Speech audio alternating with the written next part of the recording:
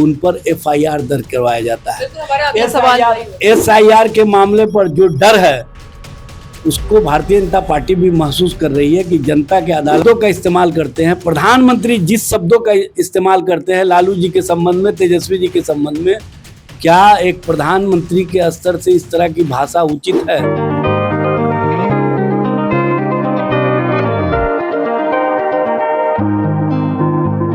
RJD प्रवक्ता एजाज अहमद हमारे साथ हैं। सर, वोटर अधिकार यात्रा कैसा चल रहा है? देखिए, वोटर अधिकार यात्रा को जिस तरह से व्यापक रूप से समर्थन मिल रहा है, लोगों का जो रोष है, गुस्सा है, वो सड़कों पर आ गया है। और भारतीय जनता पार्टी और जनता दल यू के नेताओं को अभी तो वो लोग बरगला करके वोटर्स को रखे हुए हैं कि आप लोगों का नाम नहीं कटेगा, लेकिन जब फाइनल लिस्ट आ जाएगा तो भारतीय जनता पार्टी जनता दल यू के नेता अपने क्षेत्र में जाना छोड़ देंगे, क्योंकि लोग पूछना शुरू करेंगे कि आप लोगों ने तो गारंटी दिया था कि नाम नहीं कटेगा।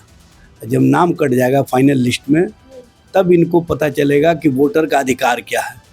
वोटर अपने अधिकार और अधिकार को छीनने कभी नहीं देंगे, क्योंकि वोटर को भी पता है कि अगर हमारा अधिकार छीन लिया गया तो हमारी नागरिकता पर सवाल खड़ा हो जाएगा, हमारे राशन समाप्त हो जाएंगे, हमारे किरासन समाप्त हो जाएंगे, हमारे पेंशन समाप्त हो जाएंगे, हमारे छात्रवृत्ति समाप्त हो जाएंगे, हमारे आवासीय योजना समाप्त हो जाएंगे, किसानों के लिए जो किसान योजना चल रहा है वो समाप्त हो जाएंगे। एक बड़ा विडंबना है। और इस तरह की स्थिति परिस्थिति में सरकार के स्तर से चुनाव आयोग को जो माध्यम बनाया गया है, और ये एसआईआर कहीं ना कहीं उसी तरह से है जैसे एनआरसी लागू हो रहा है। आप जो 11 डॉक्यूमेंट्स मांग रहे थे उसमें आपने एनपीआर का जिक्र किया है, नेशनल पॉपुलेशन रजिस्टर। जब भारत में जनगणना के कार्य हुए ही नहीं, सेंसस के कार्य हुए ही नहीं, तो एनपीआर का रजिस्टर कौन तैयार करेगा? और एनपीआर का रजिस्टर कभी तैयार हुआ है भारत में? नई नई बातें, नए नए सवालों के साथ ये लोग एसआईआर करवा रहे हैं। और एसआईआर में आप देख लीजिए, घुसपैठिया चर्चा करते रहे, लेकिन एक भी घुसपैठिया नहीं आया। जो चुनाव आयोग ने माननीय सर्वोच्च न्यायालय में एफिडेविट दिया, उसमें एक भी घुसपैठिए का जिक्र नहीं है, कहीं चर्चा नहीं है। लेकिन प्रधानमंत्री आते हैं तब घुसपैठिए की बात करते हैं, गृह मंत्री आते हैं तब घुसपैठिए की बात करते हैं। और जब तेजस्वी जी इस पर सवाल खड़ा करते हैं कि जुमलाबाजी मत कीजिए, तो उन पर एफआईआर दर्ज करवाया जाता है। ये सवाल एसआईआर के मामले पर जो डर है उसको भारतीय जनता पार्टी भी महसूस कर रही है कि जनता के अदालत में हम वोट से अब हार चुके हैं, तो वो कोर्ट का सहारा ले रही है। लेकिन एक बात समझ ले कि तेजस्वी जी ने जब सच और सच्चाई से आम आवाम को रूबरू करा दिया है, तो अब इनके पास कहने के लिए भी कुछ नहीं है।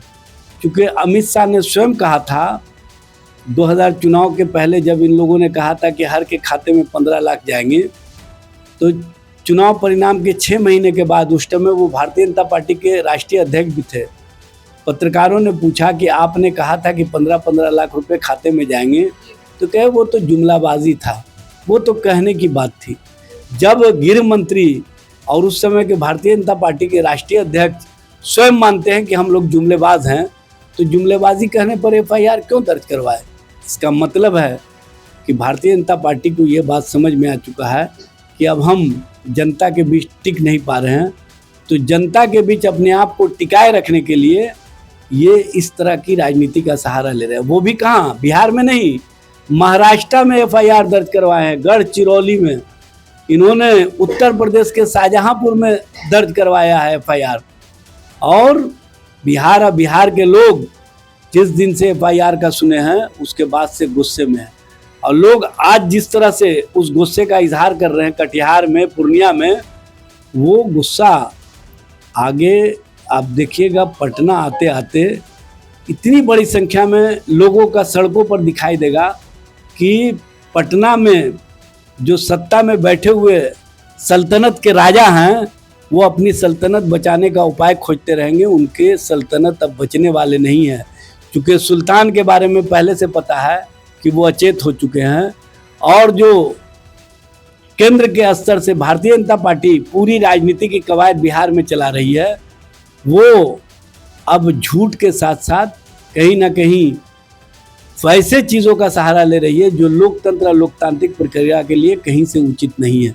लोकतंत्र में सबको अपनी बात कहने का अधिकार है। मैं पूछना चाहता हूं भारतीय जनता पार्टी के नेताओं से भी कि आप ये बताइए कि भारतीय जनता पार्टी के नेता जितना आपत्तिजनक भाषा बोलते हैं, जितना आप शब्दों का इस्तेमाल करते हैं, प्रधानमंत्री जिस शब्दों का इस्तेमाल करते हैं लालू जी के संबंध में, तेजस्वी जी के संबंध में, क्या एक प्रधानमंत्री के स्तर से इस तरह की भाषा उचित है? हम लोग इस बात को समझते हैं कि लोकतंत्र और लोकतांत्रिक प्रक्रिया में किसी पर मुकदमा दर्ज करवा करके हम उसको राजनीतिक रूप से तो उनकी आवाज़ बंद कर सकते हैं, लेकिन जो अंदर से विस्फोट होगा उस विस्फोट को जनता और जनता के बीच से जब आवाज़ें आएंगी तो उसको दबाना मुश्किल हो जाएगा। और आज यही स्थिति कहीं ना कहीं भारतीय जनता पार्टी के लिए, एनडीए के लिए खड़ी हो गई है। इसीलिए ये लोग अपनी सत्ता के बचाने के कवायद में जिस तरह का खेल खेल रहे हैं वो खेल जनता के बीच से ही इनका उजागर कर दिया गया।